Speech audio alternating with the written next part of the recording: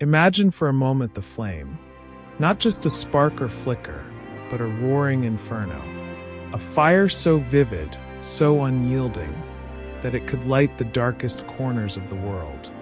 That was the fire of Portgas Ace. But like all flames, Ace burned bright and burned out far too soon.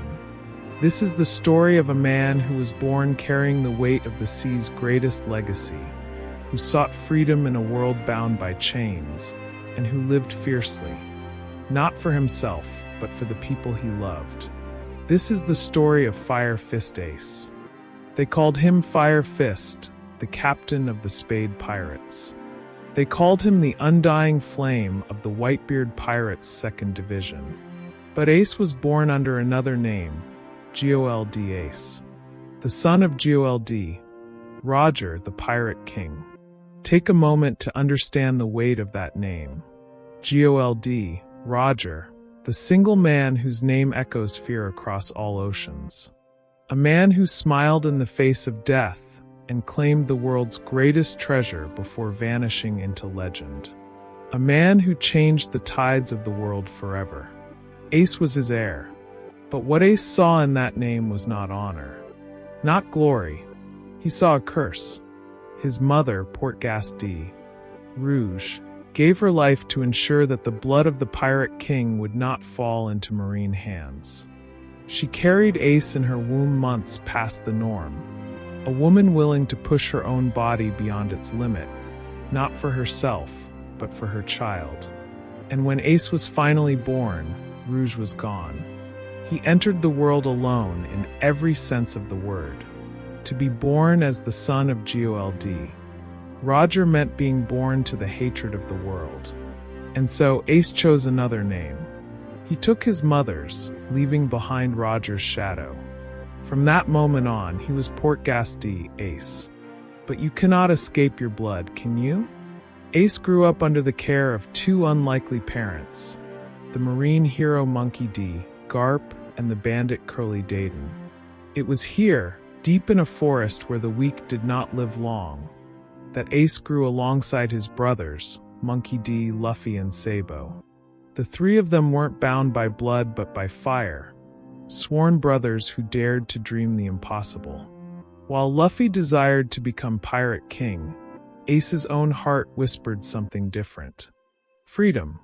Ace wanted nothing more than to live untethered, unchained from the sins of his father and the expectations of the world. But deep down, something festered in his heart, a question that haunted his every waking moment. Should he have been born? It's a cruel thing for a boy to wonder if his life has value, isn't it? For every kind word he received, Ace would be met with 10 venomous accusations. People spat the same insults, demon spawn, pirate scum, the son of the devil himself. Ace fought back, with fists, with strength, with fire. But no matter how strong he grew, no matter how high he climbed, the curse of his name never left his shoulders. Ace's fire ignited the moment he left the forests of his childhood and took to the seas. He commanded no small dream. He would be free, yes, but he would also find purpose in his freedom. And so the Spade Pirates were born, a crew forged in the fires of his ambition. Under Ace's leadership, their ship tore through the Grand Line like a shooting star, unstoppable, unyielding. His presence was magnetic, his will indomitable. He quickly made a name for himself, a name that terrified even the most seasoned pirates. But despite all he achieved and all he conquered, Ace felt something missing. Then came Whitebeard. Whitebeard, the man who stood taller than any mountain, stronger than the world itself. He was a pirate in every sense of the word, but also so much more. He was captain. He was father. He was the pillar that men could rely upon as they braved the cruel seas. Ace, proud and headstrong, tried to take Whitebeard's head, but he failed, time and time again. And in Whitebeard, Ace found the father he had never met. "I don't care what blood runs in your veins," Whitebeard would tell him. "You are my son." These weren't just empty words. Whitebeard didn't just speak of family, he lived it. And for the first time, Ace wasn't just running from his father's curse. He wasn't just trying to prove he deserved to live. Ace belonged. But peace never stays, does it? Ace's fire burned with fierce loyalty, and it was his loyalty that became his undoing. When Blackbeard, a former crewmate, murdered Thatch, a true brother, Ace swore vengeance. The seas were vast and dangerous, but Ace would not stop until justice was served. On Bonero Island, fire met the abyss. Blackbeard, wielding the power of the Yami Yami no Mi, crushed Ace. For all his strength, for all his fire, Ace's light was swallowed by the darkness. Captured, shackled, delivered to the Marines. Marineford, the stage where the world held its collective breath. Ace wasn't just a pirate in chains, he was a symbol. As the blood of Gold Roger, he represented everything the Marines feared. His public execution was meant to be more than punishment. It was a declaration. The world government would purge the Pirate King's legacy from existence. But the sea breeds loyalty deeper than blood. Whitebeard declared war. His crew, Ace's family, descended on Marineford to save their brother. And alongside them came Luffy, the kid with the straw hat, Ace's little brother, who defied the full force of the Marines just to see Ace smile again. Across titanic battles and insurmountable odds, the fire grew. And when Luffy finally reached Ace for a moment, it seemed as though the flame would not go out. But then came Akainu. The Admiral, with magma hotter than fire itself, struck a blow meant for Luffy. And without hesitation, without a second thought, Ace stepped between them. In that moment, Ace found his answer. Thank you for loving me. Ace died as he lived, burning for others, blazing with loyalty. The world seemed dimmer the moment he fell. But Ace's fire didn't fade. It was passed on to Luffy, who found his will strengthened in the face of such loss. To Sabo, who would inherit Ace's devil fruit and carry its flame into the new world. Ace's dream, to be free, to find where he belonged, did not die with him. It burns brighter than ever in the hearts of those he loved. Portgas D. Ace was many things. The son of the Pirate King, a loyal brother, a captain, a warrior, a flame that wouldn't be extinguished. He lived with questions. Why was I born? Do I deserve to live? But he found his answers not in his blood, but in his bonds. Family, loyalty, love. These were the flames that fueled him, the ones he gave his life to protect. Ace isn't just remembered for his death. He's remembered for the fire he lit in others. Portgas D. Ace burned fiercely, brightly, and though his flame is gone, its warmth remains. The story of Ace is as much about tragedy as it is about love, loyalty, and legacy.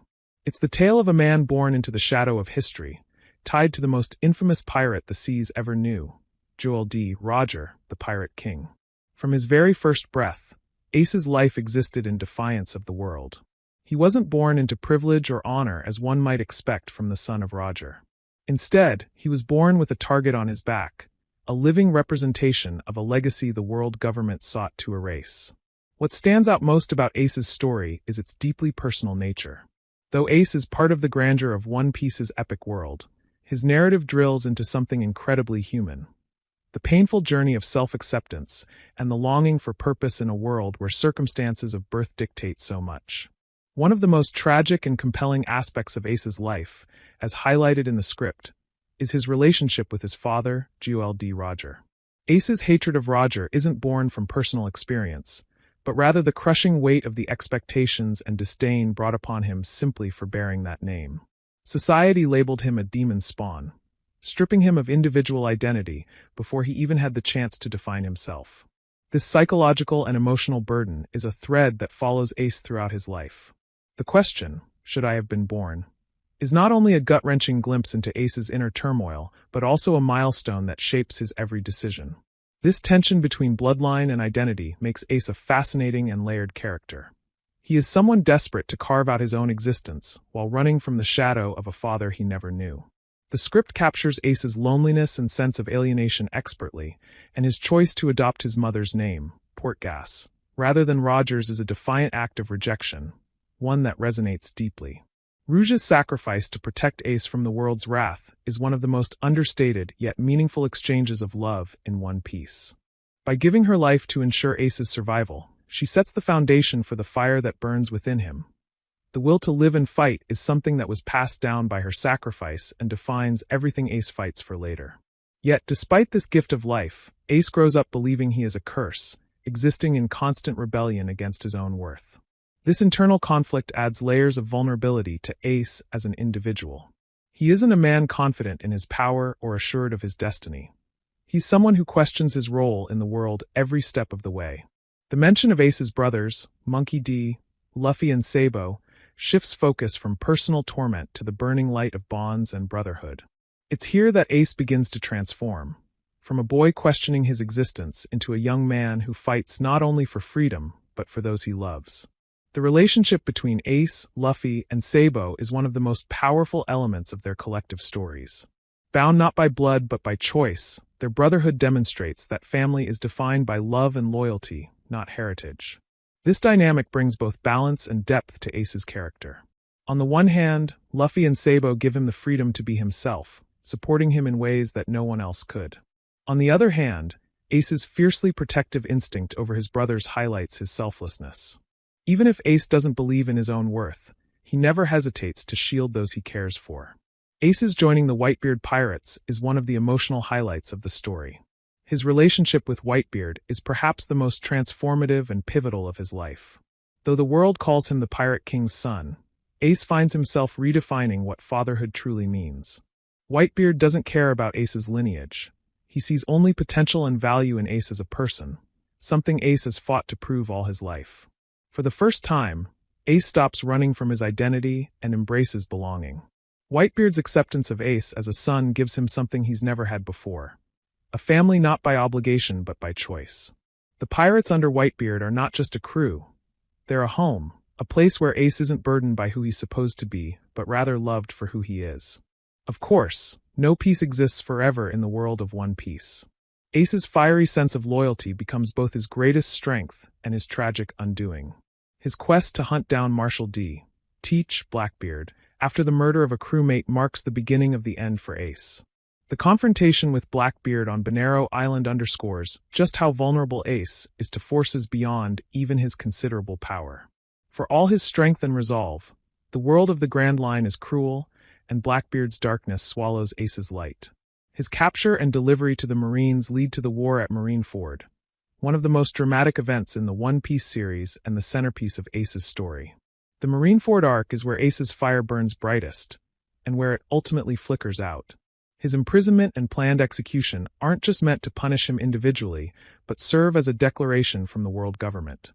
The death of Ace is symbolic of their desire to snuff out the Pirate King's legacy permanently. The references to Whitebeard's warpath, waged against the full might of the Marines to save Ace, beautifully highlight the strength of loyalty and the bonds forged in their father-son relationship. Whitebeard's unconditional love isn't just presented in words but in action. A full-scale war declared for the life of one son. Ace and Luffy's reunion in the heart of Marineford is the story's emotional peak.